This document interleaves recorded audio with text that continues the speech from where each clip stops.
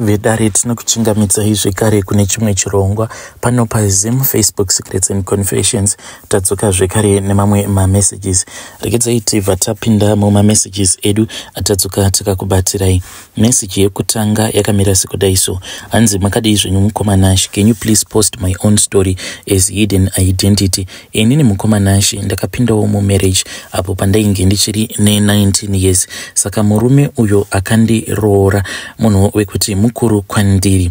So iye ainge akambopinda marriage before, saka ainge aine vana vake vaviri. Saka akazoti arambana nemudzimai wake mushure mekunge bata mudzimai wacho aine chikomba. Ndo pandakabva ndazopindawo in the picture. Asi ndakati ndapinda in the picture mukoma, ndakabva ndaona kuti ndainge ndisina kana kumbogamuchirika, especially vamwene vangu vainge vakandimaka ameno kuti maybe zvekwavo nezvekwedu zvainge zvisina kupindirana, kana kuti maybe vainge vachida kundijoinisa here uroyi. Ndokubva vaona kuti vainge vatadza, vakabva vaona kuti uyu haagariki naye. Mukoma ndaitreatwa very rough. Worst of all, ndakabva ndazotadza kubatira pamuviri. Ndakaita makore akati one day ndakakwanisa kuzongobatira pamuviri. This was when I was 24 years old. Saka kubva pandakapinda marriage ndiine 19 kunosvika mu24 mukoma, pose ipapo nhumbu yainge ichiramba kubata, but nekufambawo mukoma. But this was after ndatukwanisa kutoita vana vangu vaviri. Mukunofambawo ndichitongofambira dzimwe nyaya, pane umwe muprofita akazongoti ndikurakidzwa kuti imimi vamwene venyu hanzi vakakutaimirai umwe musi, imimi pamainge muchifungidzira kuti pamusha mainge muri moga. Saka pamakafungidzira kuti pamusha mainge muri moga, makabva mazongopota paseri pemba, ndokubva mazongoitira weti paseri pemba. Ivowo ndo pavakabva vazongoita sekunge vainge vasvika, then vakabva vazotaimira musingavaoni. Hanzi vakabva vazongotora chimwe chizen'e icho chataishandisa kuhorera marara, ndokubva vachitora vakabva vazononokora ivhu reapo pandainge ndaitira weti. Hanzi vakabva vazonokanga ivhu iroro, ende ndo zvakabva zvazokonzeresa kuti chibereko changu chinge chichioma kuitira kuti ndisakwanisa kubatira pamuviri. Saka hanzi vakaramba vakangondisunga kudzamarawo Mwari vazongoitawo nyasha kwandiri. Pavakarakidza nyasha kwandiri ndo pandakabva ndazongobatirawo pamuviri. But kubva ipapo mukoma pacho pazvinonzi ndo pavakandisunga chibereko changu, ndakashungurudzwa mukoma zvekuti dai kwanga kuri kunzi murume wangu ainge achindida angadai kana kundiuraya akandiuraya, because vamwene vangu vaikwanisa kungoti takagara so tichitodya sadza apa murume iye ainge achishanda kudhorobha,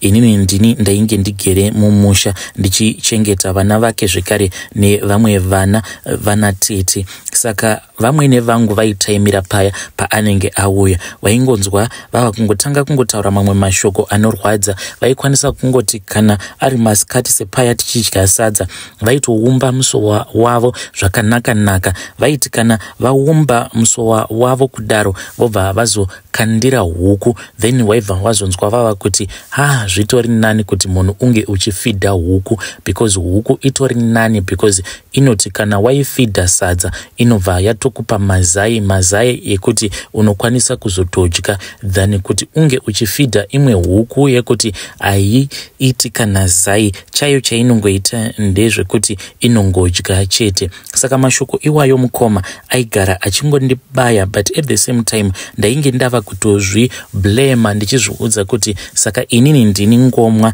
isingazvari. But murume wangu airamba achingondisimbisa over ati look at my age, kunyange zvangu zvikanzi iwe watadza kundiitira mwana, yes of course it would hurt me, because ndinozivawo kuti nezera rako kana ukandiitira mwana aiwa zvangu zvinenge zvavabo, but at the end of the day inini vana ndagara ndiinavo, saka handina hangu pressure. Chandinongoda ndechekuti iwewe unge uchizokwanisa kunditreatira vana vangu with respect and with love. Saka ndo mashoko ainge achingondisimbisa, but ndaigara ndichingorwadziwa ndichionawo vamwe vezera rangu vaine pamuviri. Mukoma ndakashungurudzwa for a very long time. Ndakashungurudzwa ndingangoti nehama dzose dzemurume wangu. Worst of all, murume wangu paakazouya manje kuno kuJoni inini ndisati ndakwanisa kubatira pamuviri. Mashoko ainge achitaurwa ipapo ainge achirwadza. Savatete vangu avo vakazvarwa mumba munozvarwa murume wangu last born Yacho, munhu wekuti nayewo ainge achiri immature at that time. Vatete ivavo ndakatombotanga ndichivabelieve because vainge vakatengerwa phone nehanzvadzi yavo anova ari murume wangu. At that time inini ndainge ndisitorinawo kutoziva kutoti murume ainge akambonditengera foni. Saka foni iyi yainge yakagamuchirwa nevamwe sekuru avo vainge vachigara muHarare. Vakati vagamuchira foni iyoyo vakabva vaudzwa navamwene vangu kuti foni iyoyo vaifanira kuti vange vachiishandisa foni iyoyo. Murume paakada kupopota then vamwene vakabva varamwa. Saka izvozvo zvekuti ndainge ndakatengerwa foni nemurume zvainge zvisina kusvika kwandiri. Ndakagara mukoma ndichishandisa chimwe chifoni chekuti kuti chinge chichishanda chaingoshanda chiri pachaja. Saka pandakazoona vatete vatengerwa foni ndakarwadziwa mukoma zvisingaiti, asi zvekuzviita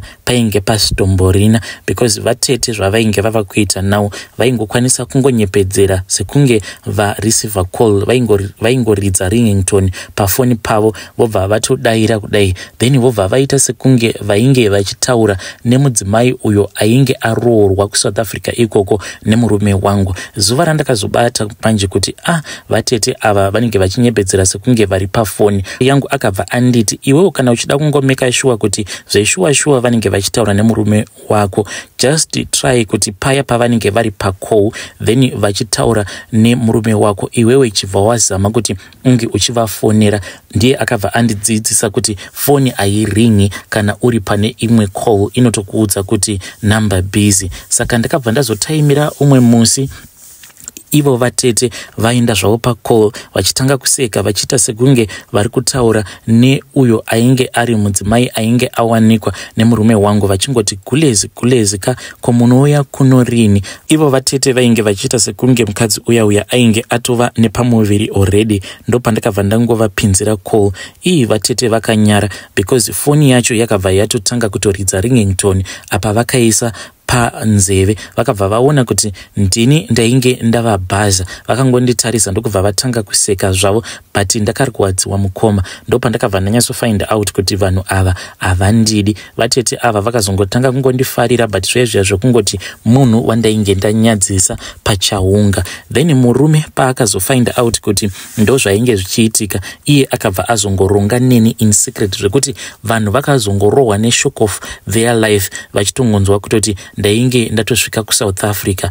Vanhu vakarwadziwa, then vakambotanga vachandituka vachinditi ndainge ndadyisa hanzvadzi yavo, but vega mukoma vakazotanga kuzodzoka one by one vachingoti mai guru sorry, gulezi sorry, but vamwene vangu havana kumbogara vandikumbira ruregerero. Ndakazoti ndava kuno kuSouth Africa zvinongoita Mwari mukoma, ndakabva ndazokwanisa kuwanawo mukana wekuti pabasa pacho pandinoshanda mukoma, even though ndichishanda samaid, but inini ndinotowana 8,000 pamwedzi. Imari yekutoti vamwe varume havatombokwanise kuibata pamwedzi. Saka ndiri munhu wekuti ndakabva ndazova independent. Apa Mwari vakabva vazondipawo vana vangu zviya zvekuti ndaigara ndichingotukwa kunzi ngomwa zvakabva zvashaya basa. Sometimes iye murume wangu anotomboita nguva asingashandi, inini ndini ndinotomujeka.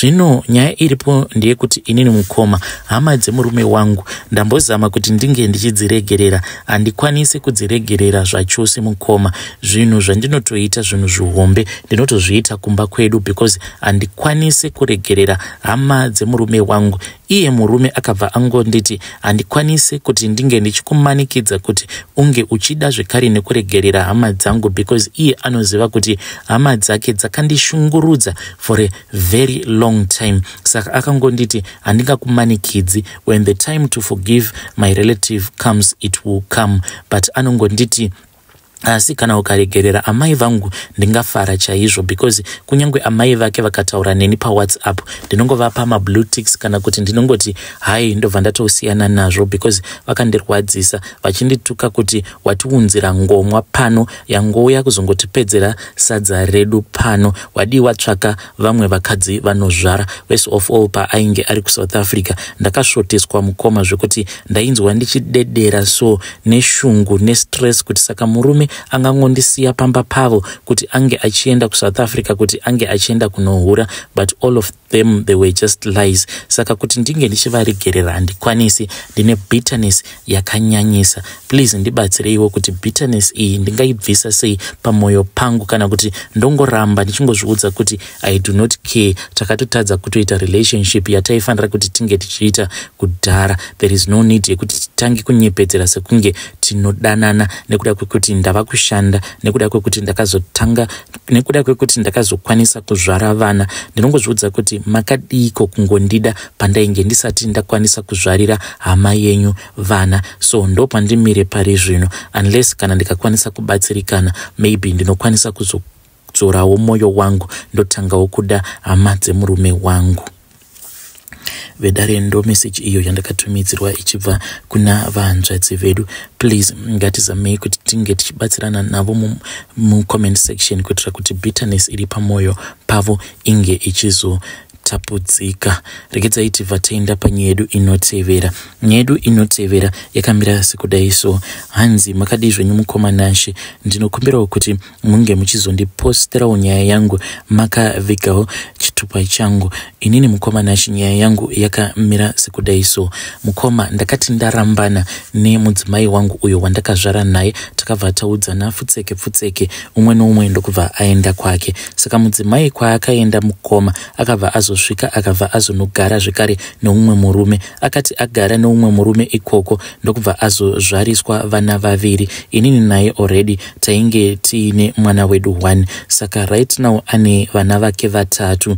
Saka iye mushure mekunge azorambana nemurume uyo waakapinda naye in the second marriage, takazotanga kutaura zvekare tose. Saka inini mukoma chava kundinetsa zvekare chiri kundimisa kuti ndinge ndichimuudza kuti dzoka kumba inhau yekuti ane vana 2, then inini naye tine mwana 1. Saka ndikukumbirawo advice kuti pakadai ndoita sei, kana ndikafunga kuti ange achidzoka ndomuudza here kuti vana avo vaakazozvara ange achizoenda kunovasiya kumba kwavo, nekuti handikwanisi kuzovagamuchira vana ivavo, nekuti vana vaakazoita neumwe murume this was after inini naye tazvara. Asi dai kwanga kuri kunzi ndainge ndakamuwana aine vana ivavo 2, aiwa zvainzwisisika. Please don't get me wrong, vana vake handivavengi, but I just can't accept that fact yekuti ndinge ndichizomutora, because vana ivavo the more yandichazogara navo the more yavachange vachizondirangaridza kuti saka mudzimai wangu akazoenda akazotanga kuzogara achiita bonde neumwe munhurume. Saka zvinokwanisa kuzondiafecta kana kuri kuzonzi tinenge tadecida kuti tinge tichidzokera zvekare in our marriage. Vana ivavo vachangoramba vachingondirangaridza izvozvo, tobva tazotanga kunetsana zvekare. Mudzimai wangu angu ndinomuda, but vana handivadi. Vana vaakazvara neumwe murume after tabva mukurambana handivadi, because inini mukoma handina kusara ndichiita vamwe vana, ndichingori nemwana iyeye 1 uyo wandakaita naye. Saka I expected kuti nayewo aifanira kunge akandimirirawo semamirirawo andainge ndakangomuitawo, even though ndakapindawo mune mamwe marelationships, but ndakameka sure kuti ndinongomirira iye. Why iye asina kukwanisa kundimirira? Saka ndo chigumbu changu ichocho chandiinacho chandiri kungoramba ndakamuisa pauplaceholder. Saka ndoita sei? Ndongorovera moyo padombo here? Ndongoita move on? Ndongokanganwa nezvake? Kana kuti ndongoita izvozvo but ndinotya kuti ndinenge ndamuomesera semaudziro andakaitwa umwe sawera wangu akati iyi shamwari dai wadzora moyo, it's far much better kuti mungosiyana, because how do you expect her to leave her children na mama vake, because umwe wacho mudiki wacho ane 2 years. Saka Sawira wangu akangonditi it is more like unenge uchimukumbira kuti angozviuraya, because kunosiya mwana ane 2 years nekuda kwekuti ari kuda kudzoka kumarriage, I think unenge wamuomesera. But inini mukoma ndini ndiri kunzwa kushinya kwebhutsu yandakapfeka, saka ndangouyawo pano hoping kuti vanhu vacharegedzawo kundijaja vobva vangondipawo an honest answer so that ndikwanisewo kuzotora a proper decision. Saka decision yandiri kudawo kubva kudare ndeyekuti ndoita sei, ndoita move on here nongosiyana naye uyu first wife yangu, kana kuti ndomutora, then kana ndamutora ndobva ndamuudza kuti vana vako pangu pamusha handidi kuvaona, ngavadzokere kuna baba vavo kana kuti enda unovasiya kuna amai vavo. It is far much better kuti tinge tichizongovachengeta vari kuna amai vako. Please help me so that I can make a better decision. Vedare ndo message iyo yandakatumidzirwa ichibva kuna mukoma vedu. Hanzi ndine madecision maviri andikuda kuti vedare vange vachindibatsira nawo, move on kana kuti vana kuna gogo. Ngati vabatsirei mucomment section mukoma vedu ava. Rekedzai tibva tenda panyedu inotevera. Nyedu inotevera yakamira sekudai so.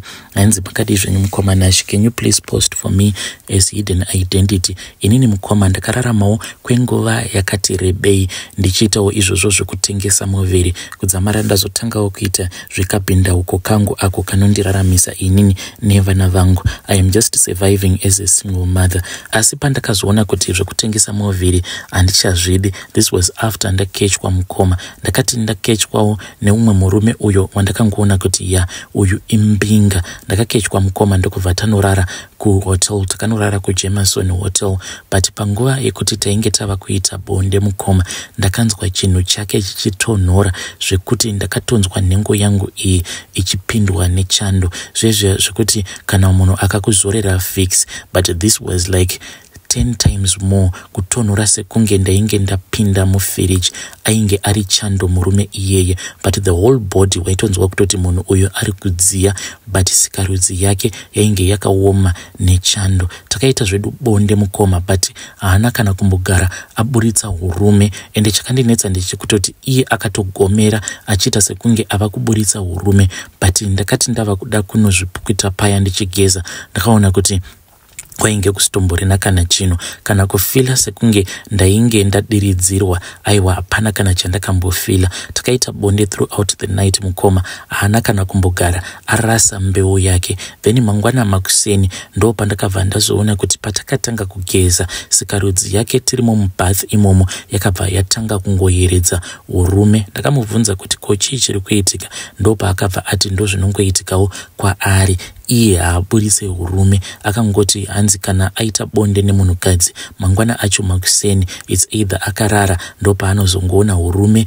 hwazobuda paanenge akarara. Like in that instance ndakaona hurume hwacho huchitobuda mukoma, wakatoita zvekutoti tsa sekunge munhu ari kuita bonde. Iye akatogomera. Zvinhu izvozvo mukoma zvakandivhundutsa. Slowly but surely mukoma ndakabva ndazongotanga kuunganidza kamari kandakazoshandisa, ndikabva ndazotanga kapinda uko kangu. Zvinhu zvandakaona mukoma zvakandivhundutsa. Zvinhu zvatainge tichisangana nazvo muindustry imomo zvinovhundutsa, but zvandakazosangana nazvo on that day zvakabva zvandikandisa mapfumo pasi. That is my own story, my brother. Hey vedare, ndo message iyo yandakatumidzirwa ichibva kuna vahanzvadzi vedu. Hanzi ndainge ndichimboita izvozvo zvokutengesa muviri, asi mushure mekunge ndasangana neumwe murume uyo akaita bonde neni usiku hwose asingaburitse hurume, apa sikarudzi yake ichitonhora kuita kunge ice block. Then mangwana acho makuseni ndo paakabva aiburitsa hurume patainge tichigeza tisingaiti bonde, hurume hukabva hwangobuda hwoga. Zvinhu izvozvo zvakandityisa zvikaita kuti ndinge ndichizoregedza izvozvo zvokutengesa muviri. Hey, zvakangoma hazvo veduwe. Wakambotengesawo muviri here? Kana kuri kunzi wakambotengesa muviri, please come to my inbox, then you can share with me your story.